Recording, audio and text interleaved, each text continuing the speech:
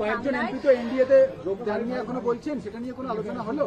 আবু তাহের এবং খলিলুর রহমান। না, ওনারা আমাদের সাথেই আছেন। এইটা দেখুন, এগুলো ফেক, প্রচুর আলোচনা হয় এখন, অনেক কথা হাওয়ায় ওড়ে, অনেক কিছু হয়, সেগুলো নিয়ে এখন ভাবলে হবে না। আমরা 20 জন ছিলাম, আমরা 20 জন আছি, ইনফ্যাক্ট বাড়তেও পারে।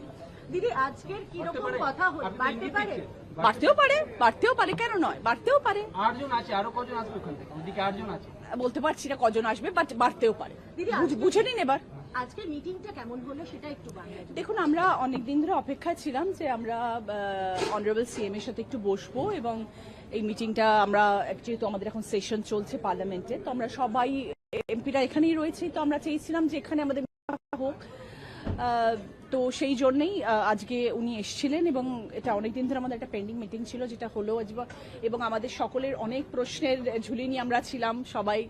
আমাদের কনস্টিটুয়েন্সি ডেভেলপমেন্টের ব্যাপারে কিভাবে আমরা এগোবো, কিরম ধরনের কাজ আমাদের করলে আমরা কাজ করে এগোতে পারবো, যেহেতু আমাদের এখন একটা বড় ব্রেক হয়েছে, এবং আমরা যেহেতু এখন আগের সরকারের সাথে নেই, আমাদের নতুন সরকারের পাশে আমরা রয়েছি, এবং আমরা নতুন সরকারকে সাপোর্ট করছি।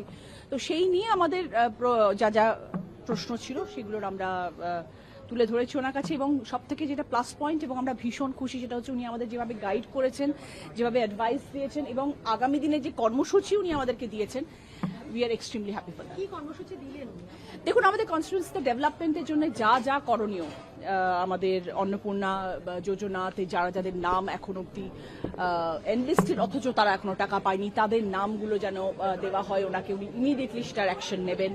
প্লাস বিভিন্ন ধরনের কাজ, বিভিন্ন ধরনের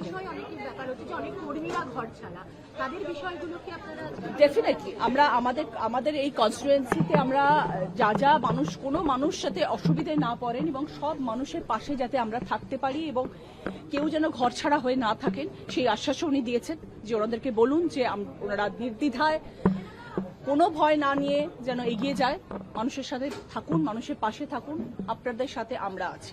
এর থেকে বড় কথা আর কিছু হতে পারে না।